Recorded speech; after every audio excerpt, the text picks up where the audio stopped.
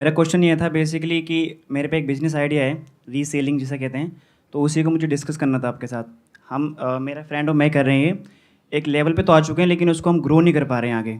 किस चीज़ की रीसेलिंग करते हो आप? बेसिकली हमने नीश पकड़ी थी वुमेन क्लोथ्स के लिए, क्योंकि इंस्टाग्राम ज़्यादातर जो रहती हैं रील्स वगैरह वो वुमेन क्लोथ्स में रहता है ज़्यादातर, और हमने इसके लिए थोड़ा सा रिसर्च भी करा था। तो ज़्यादातर मेल्स नहीं खरीदते हैं ऑनलाइन, मतलब फीमेल्स वगैरह ज़्यादातर स्क्रॉल्स करती हैं, तो उनका इंटरेस्ट ज़्यादा रहता है और इसमें मार्जिन भी काफ़ी अच्छा रहता है। और हमें एक अच्छे सेलर्स भी मिल चुके थे, क्योंकि सप्लायर्स का सबसे बड़ा मैटर रहता है इसमें, क्योंकि कस्टमर जैसे तैसे आ तो जाता है एडवर्टाइजमेंट के संग, लेकिन वो सीओडी मांगता है, कैश ऑन डिलीवरी।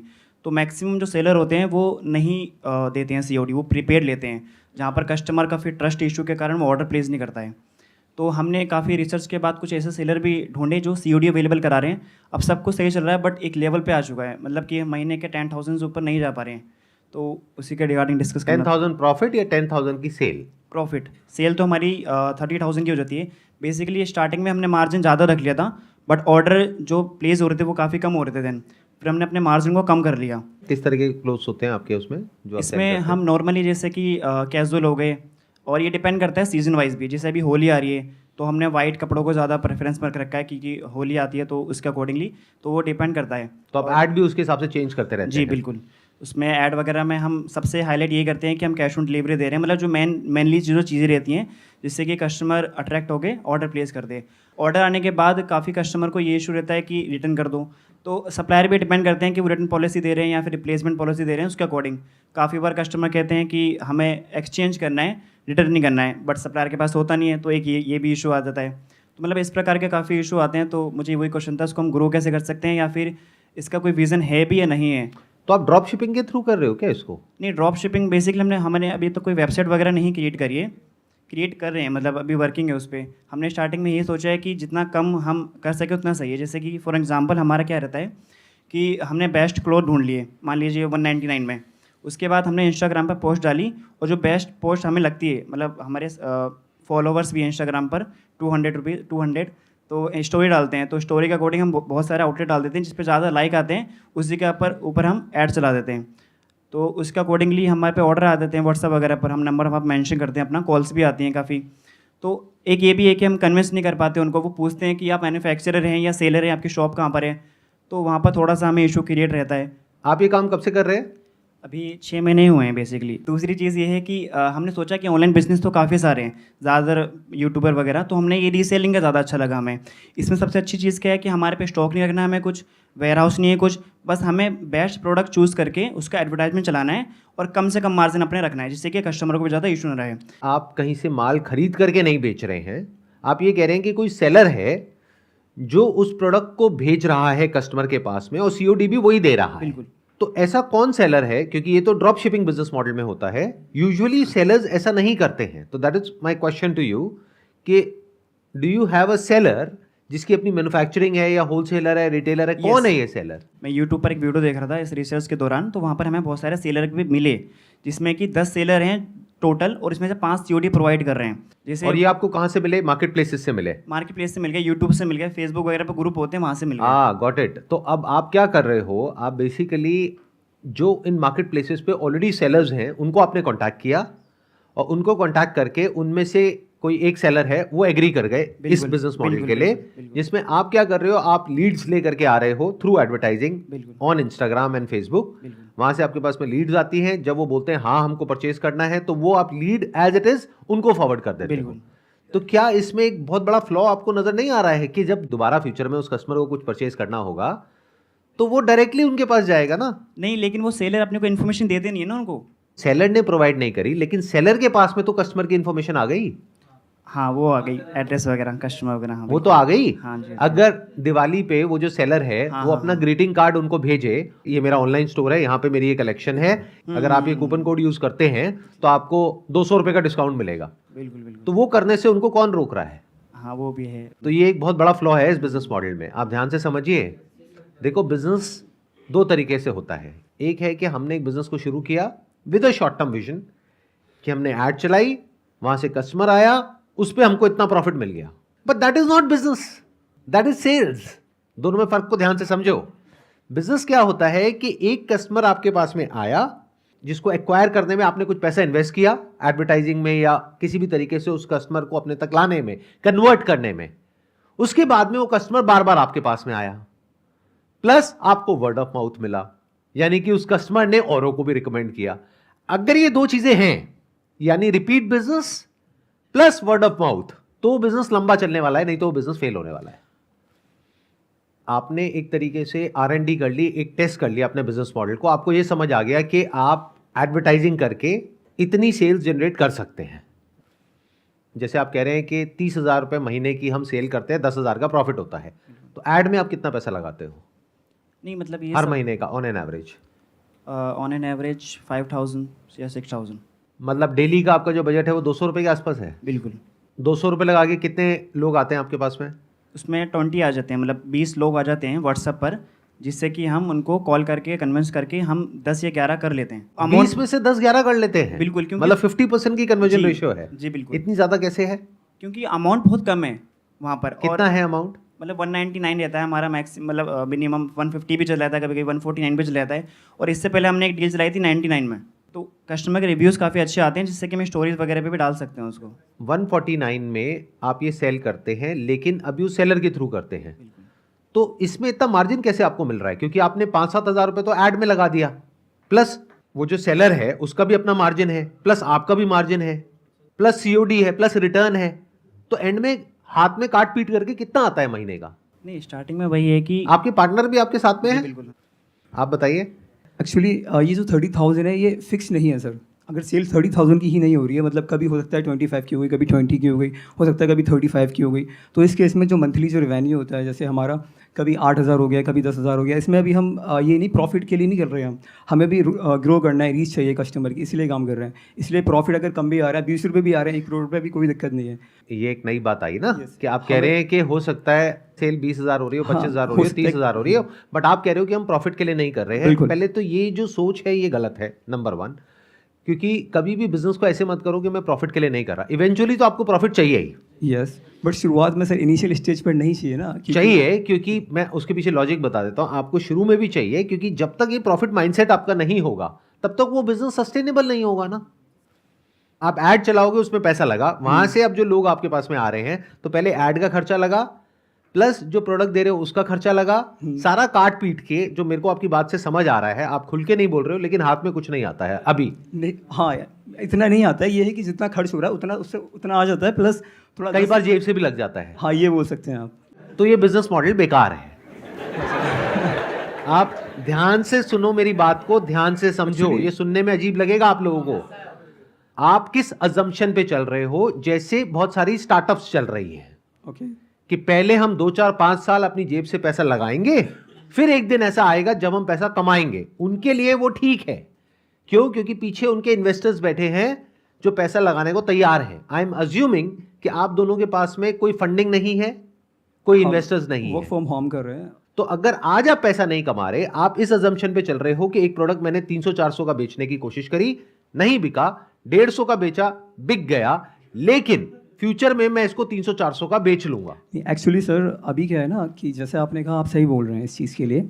अभी हमें मैक्सिमम कुछ ही टाइम हुआ है, तो कुछ टाइम के अंदर ही हम इतना फास्ट ग्रो नहीं कर सकते ना सर, तो हमें उसके लिए भी सोचना पड़ेगा। अगर हम सारा प्रॉफिट के लिए ही काम करेंगे तो कैसे कर पाएंगे? आप या तो मुझे इसका आंसर दो, तो हम उसे थोड़ा डेवलप कर सकते हैं, मतलब उस पर काम कर सकते हैं, तो प्रॉफिट और ज़्यादा हो जाए, हमारे लिए तो अच्छा रहेगा ये।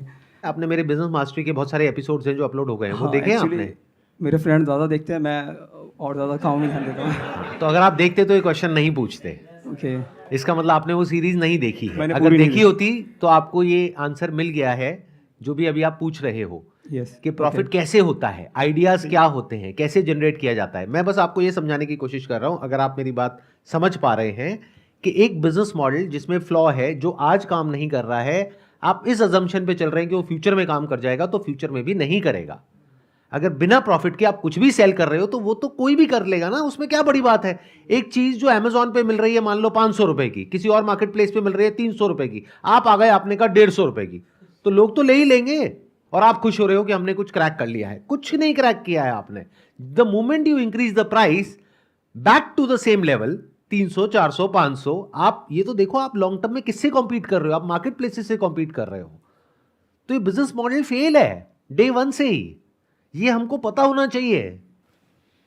अगर हमको ये नहीं पता है तो आप क्या करोगे, आप अपने 6 महीने, साल, 2 साल यहां पे खराब कर दोगे, ना हाथ में कुछ आएगा, बल्कि कैलकुलेट करोगे एंड में तो टाइम भी गया, पैसा भी गया, हाथ में भी कुछ नहीं आया।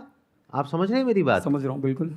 I don't think so. एक बार आप अपने पार्टनर को भी माइक दीजिए। आपको क्लियर हो रहा है मैं क्या कह रहा हूं? नहीं, आप थोड़ा क्लियर हो रहा है मुझे, आप बिल्कुल ठीक कह रहे हैं, क्योंकि आगे जाकर हमें वही प्राइस पड़ जाएगा अगर हम सारे अपने खर्चे निकालेंगे तो। कुछ भी यूनिक नहीं है आपके पास में ऐसा कि कस्टमर बार बार आपके पास में आए।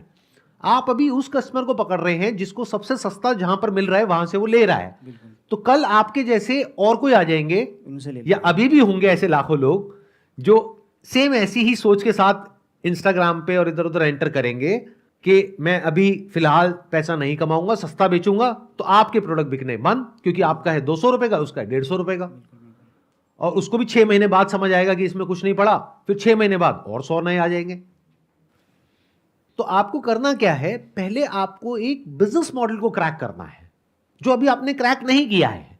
अभी आप लॉस में एक प्रोडक्ट को बेच रहे हैं, ये उनके लिए अच्छा है, मेरी बात को ध्यान से सुनना, ध्यान से समझना, उनके लिए अच्छा है जिनके पास में पीछे बहुत पैसा है। जैसे रिलायंस जियो है, उन्होंने 1 साल 2 साल सब कुछ फ्री में दिया, लेकिन उनको पता है लॉन्ग टर्म में हम कमा लेंगे, उनके लिए बढ़िया है, आपके लिए नहीं है। अगर वहां पे आपको पैसा नहीं आ रहा है और फ्यूचर में भी आने की गुंजाइश नहीं है, तो वो टाइम खराब करने वाली बात हो गई और पैसा खराब करने वाली बात हो गई। तो आपको क्या करना है, अगर मैं आपकी जगह हूंगा तो मैं क्या करूंगा? पहले तो ये समझना है कि इसमें कुछ भी यूनिक नहीं है जो आप कर रहे हो, लेकिन ये जो आपने किया पिछले 6 महीने से, यहां से कुछ तो समझ आ गया है।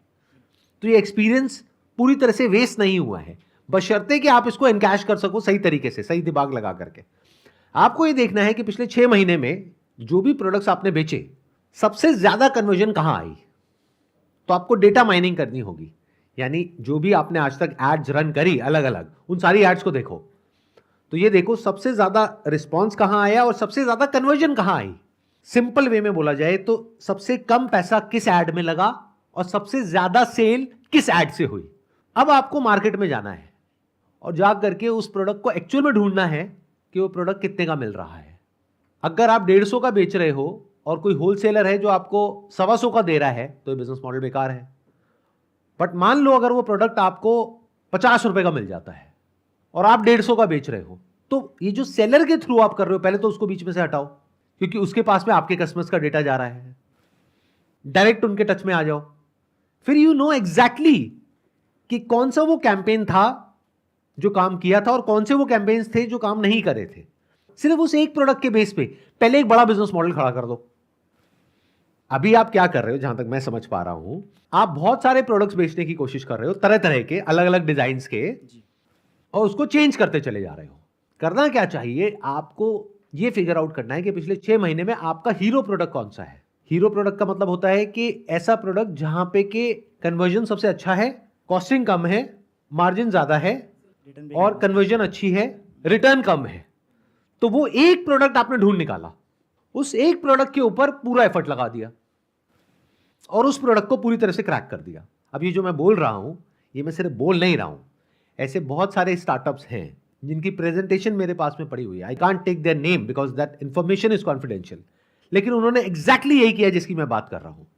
और आज उनकी रेवेन्यू है एक प्रोडक्ट से 50 करोड़, 100 करोड़, 150 करोड़। अभी सुनने में आप कहोगे कि ऐसा कैसे हो सकता है।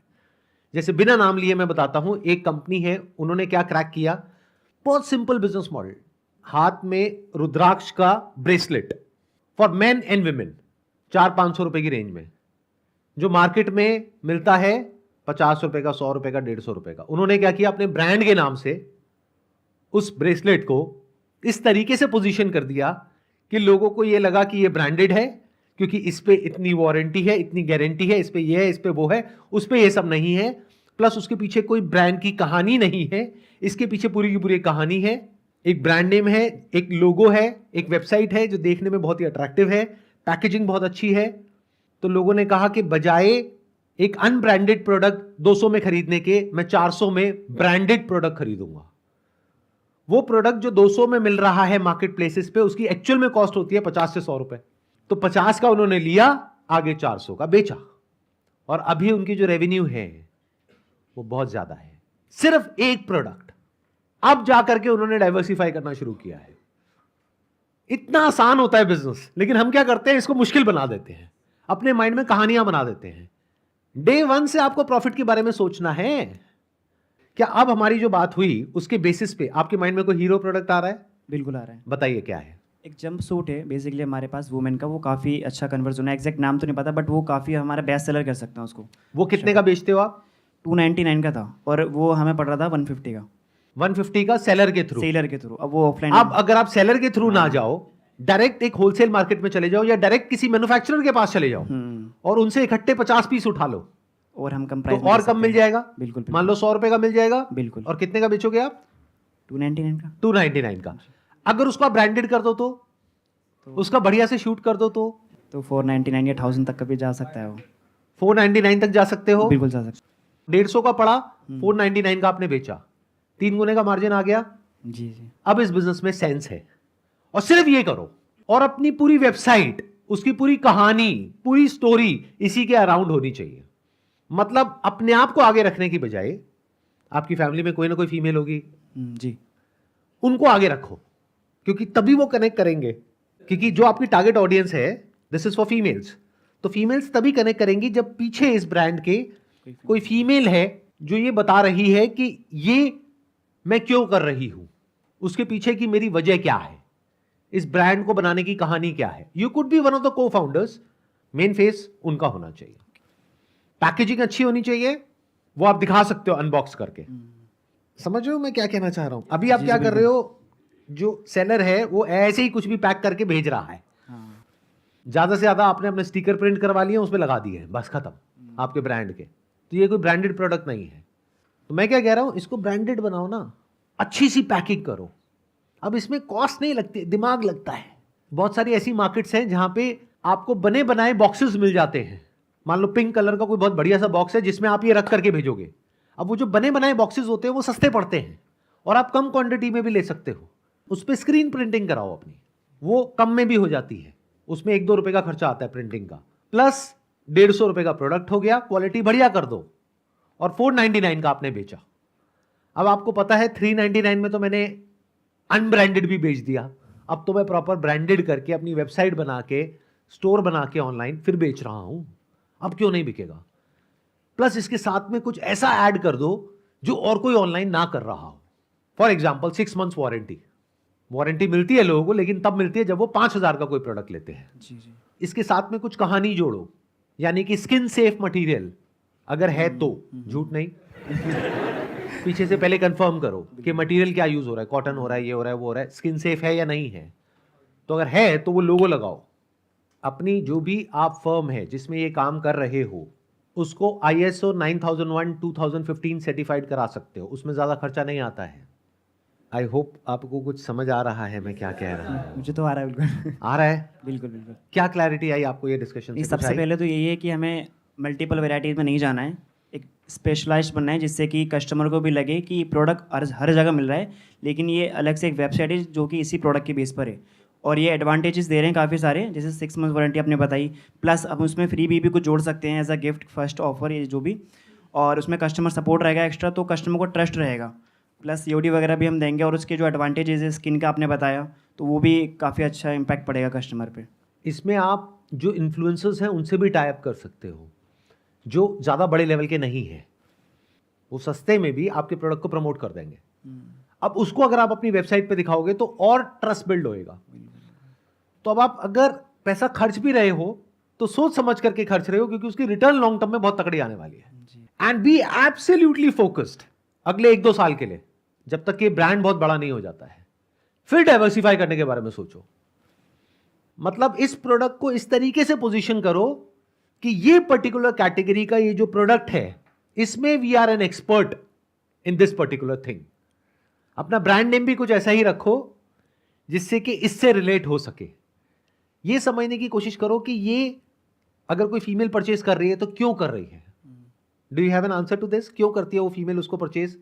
यानी कि अच्छा दिखने के लिए, या कंफर्ट के लिए, या किस चीज के लिए परचेज करती है ये जो जंपसूट है आप जिसकी आप बात कर रहे हो?